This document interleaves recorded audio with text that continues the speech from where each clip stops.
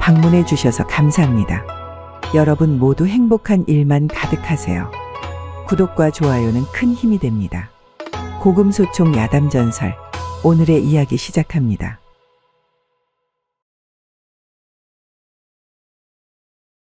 태풍인데 어느 포구면 어떠하냐.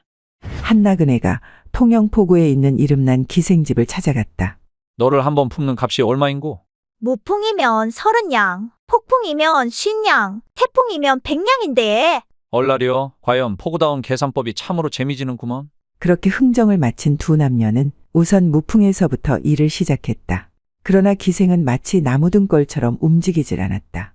이보게, 송장이 아닌 다음에야 좀 움직여줘야 할 게 아닌가? 나그네의 불만스러운 투정에 기생이 무표정하게 대답했다. 모풍은 원래 이래예. 그럼 폭풍으로 하자.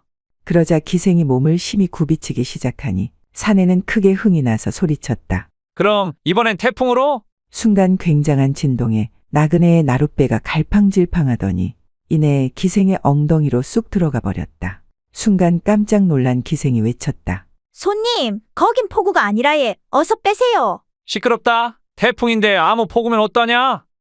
이 여자가 너의 부인인가? 한선비가 어느 날 그의 부인과 함께 산길을 가고 있었다.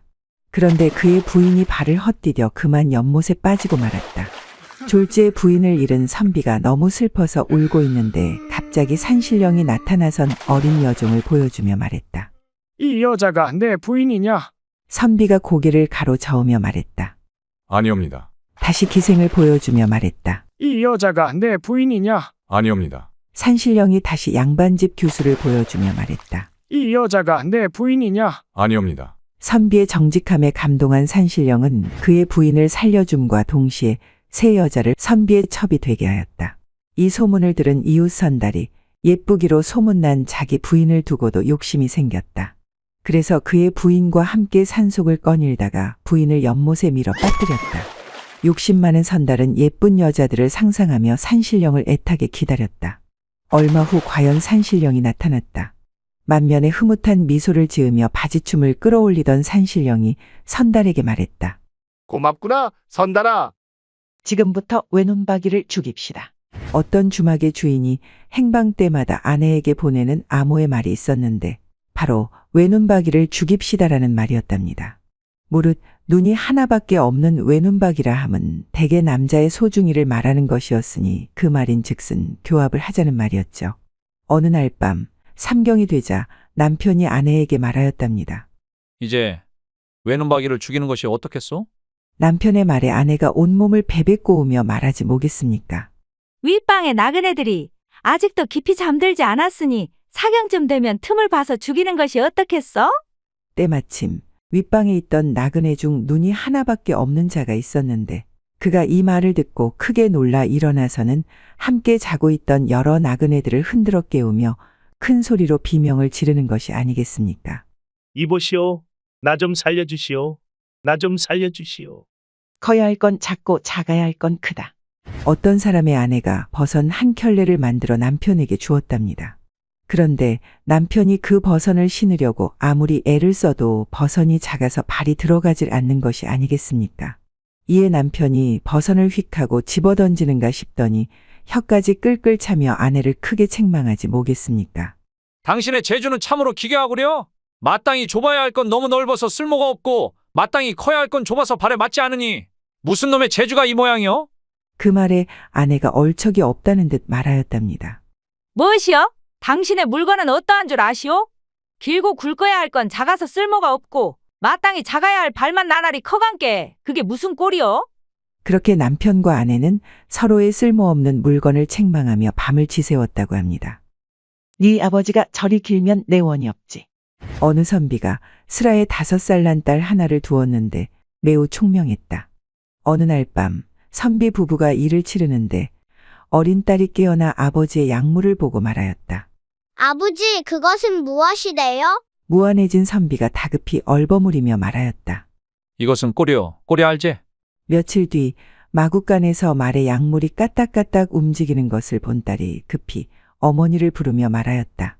어머니, 아버지 꼬리가 왜 저기 달린 거야? 이에 어머니가 한숨을 푹 쉬며 말하였다. 저것은 말의 꼬리지 아버지의 꼬리가 아니오. 네 아버지 꼬리가 저 말꼬리처럼 클짝시면 내 무슨 원이 있겠어? 은큼한 김초씨의 이쁜 여종 달래기. 하루는 여종 곱단이가 담벼락 밑에서 훌쩍훌쩍 울고 있었는데 엉큼한 김초씨가 위로해주는 척 곱단이에게 물었다. 예, 곱단아. 너 왜 그리 울고 있느냐? 마당새 놈이 저를 희롱하고는 달아났어요. 그러자 김초씨가 슬쩍 곱단이의 손을 잡더니 물었다. 이렇게 말이더냐? 그것보다 더 했사와요. 이번에는 김초씨가 곱단이를 슬쩍 끌어안더니 말했다. 이렇게 말이더냐? 그것보다 더 했지요. 그 말에 김초씨가 곱단이 가슴에 잽싸게 손을 넣으며 말했다. 이렇게 말이더냐?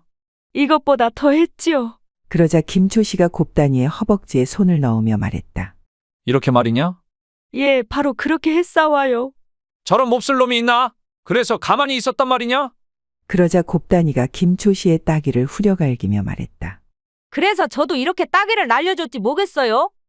갑과 을 둘 다 그렇고 그렇다. 어느 하루 갑과 을 두 사람이 옥중에 함께 있었는데 서로의 처지를 위로하며 대화를 하고 있었답니다. 먼저 갑이 을에게 묻는 것이었습니다. 당신은 무슨 죄로 이렇게 되었소? 나는 엎드려 자다가 이렇게 되었지 뭐겠소. 그 말에 갑이 의아해하며 물었답니다. 아니 엎드려 잔 것도 죄가 되는 법이 있었소. 갑의 물음에 을이 멋쩍어하며 말하는 것이었답니다. 내 배 밑에 사람이 있었지 뭐겠소. 거참. 그러면 당신은 어떤 이유로 여기에 왔소? 을의 물음에 갑이 답했답니다. 나는 어떤 밧줄의 끝을 잡고 간 이유로 왔지요.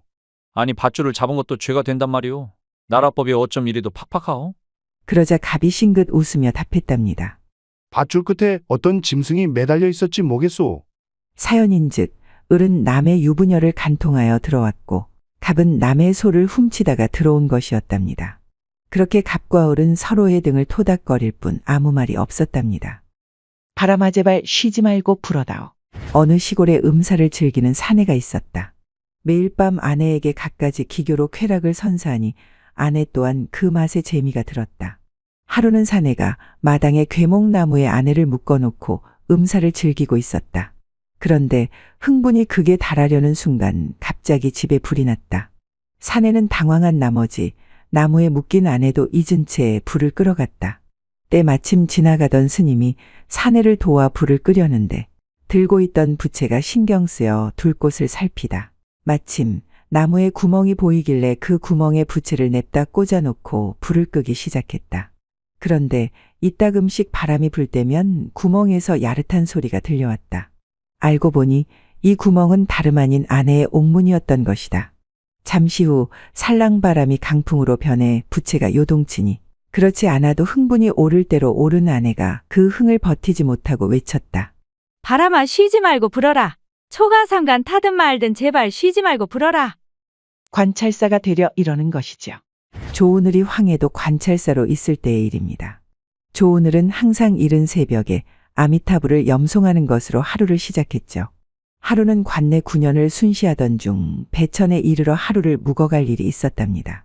조오늘이 잠을 자고 있었는데 새벽이 되자 갑자기 밖에서 조오늘 하며 염송하는 소리가 들려오는 것이 아니겠습니까? 이에 잠을 깬 조오늘이 방문을 열어 주위를 살피니 배천 현감 박희문이 먼 산에 합장을 하고 염송을 하고 있지 뭐겠습니까? 아니 현감, 지금 뭐 하시는 게요? 이른 새벽부터. 이에 박희문이 배시시 웃으며 말하였답니다. 관찰사께서는 아미타불을 염송하여 성불코자 하시니 저는 조오늘을 염송하여 관찰사가 되고자 그리 하였나이다. 그 말에 조오늘은 그를 눈여겨 두었다가 훗날 조정의 그를 황해도 관찰사로 청거하였다고 합니다. 손이 세신 사람이 어디 있단 말이요. 어떤 총각이 이웃에 사는 여인을 사모하다 여인의 남편이 멀리 나가게 된 틈을 타서 그 여인과 상통을 하였다. 그러나 여인은 탄로날 기미가 보이자 두려웠던 나머지 총각을 강간죄로 관아에 고소하였다. 이에 사또가 여인에게 물었다. 저 사내가 너를 범하려 할 때 왜 그를 막지 않았는고? 사또의 말에 여인이 원통해하며 말하였다. 저 총각이 쇳내를 범할 적에 한 손으로 저희 두 손을 잡고 다른 손으로 저희 입을 막고 또 다른 한 손으로 그의 물건을 집어넣으니 저와 같이 연약한 여자가 어떻게 저항할 수 있었겠어요? 그 말에 사또가 한참 생각을 하더니 곧 크게 노하며 말했다. 천하에 손이 3개나 되는 사람이 어디에 있는고? 너는 무고의 윤을 면치 못할 것이야. 사또의 불호령에 여인이 떨리는 목소리로 말하였다. 실은 저의 손을 잡고 입을 막은 손은 저 총각의 손이지만 저 사람의 물건을 집어넣은 손은 제 손이었구먼요. 여인의 말에 사또는 책상을 치면서 크게 웃었다 한다. 어느 것이 내 상전의 이빨이더냐. 유랑하던 한선비가 어느 기생과 사랑하다 이별하게 되었다. 이에 기생이 슬피 울며 말하였다. 서방님, 이제 가면 언제 오겠소? 원컨대 이빨 한 개라도 정표로 남겨두고 가시오. 당신 이빨을 남편 삼아 평생 수절하고 살 것이오. 이에 크게 감격한 선비가 당장의 생리 하나를 빼어주고 길을 나섰다. 한참을 길을 걷다 보니 불현듯 이유 모를 눈물이 솟구쳐 하염없이 울고 있었다. 때마침 지나가던 한 나그네가 이를 보고 우는 까닭을 묻는 것이었다. 이보시오. 어찌 이리 슬피 우시는 게요?